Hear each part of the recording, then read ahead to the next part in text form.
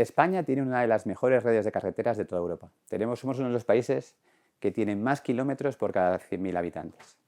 Esto es una gran ventaja competitiva, pero tiene importantes costes en términos de mantenimiento. Eso explica que el anterior gobierno propusiera ya introducir peajes o tuviese un estudio para introducir peajes y que el actual gobierno haya recuperado ese proyecto. Si queremos buenos servicios e infraestructuras, necesitamos dotarnos de buenos instrumentos fiscales para financiarlas. Y los peajes son un mecanismo para hacerlo. Además, cuentan con muchos defensores. Los primeros, las asociaciones de constructores y de concesionarias de autopistas. Las razones son bastante obvias. Por un lado, es previsible que haya concesiones para gestionar esos peajes. Por otro lado, si uno tiene una concesión de autopistas, si suben el precio de su alternativa, de alguna forma va a aumentar su cuota de mercado.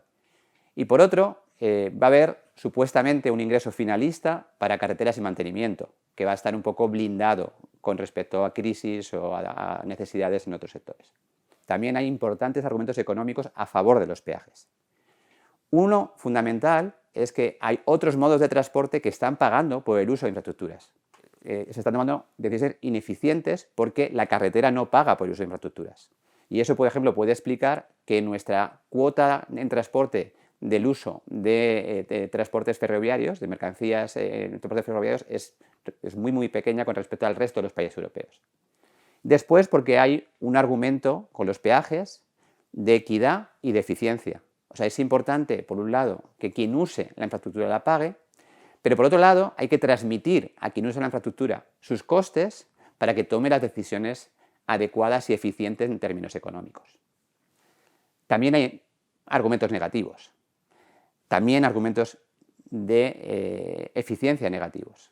El fundamental es que si no imponemos los peajes en todas las carreteras, vamos a estar divirtiendo tráfico de vías de alta capacidad a otras vías de menor capacidad, de peor calidad, que tienen, por ejemplo, más riesgos en términos de seguridad vial y que pueden transmitir más costes de tiempo a los usuarios. Y esto es ineficiente. Además, los peajes requieren de sistemas de implementación y de gestión que también van a ser costosos.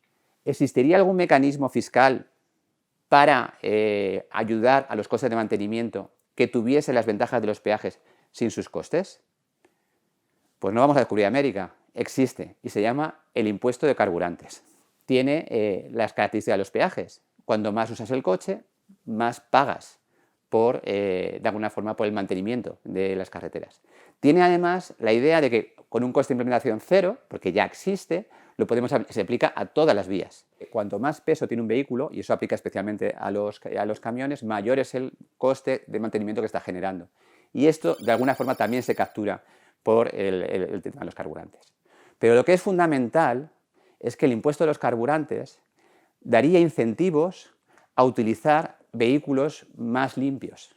O sea, transmitiría de alguna forma al consumidor la necesidad de incorporar nuevas fuentes de energía, que es mejor que los actuales Plan MOVE, por ejemplo, que se están lanzando, que con una consecuencia directa que tienen, de alguna forma subvencionar a los usuarios la compra directamente de vehículos eléctricos que se transmiten a precio y son una transferencia a las empresas constructoras. Tenemos margen para incrementar los impuestos para los carburantes. El impuesto que se paga actualmente en España es en torno a 0,50 euros, que está por debajo de la media europea, que suele ser 0,55, y está por debajo sustancialmente de los países de nuestro entorno, de Portugal, de Francia y de Italia. Este es un mecanismo sencillo que tiene muchas cualidades con respecto a los peajes para poder aumentar la recaudación, antes de ir a un sistema generalizado de peajes que parece que a priori plantea bastantes contraindicaciones.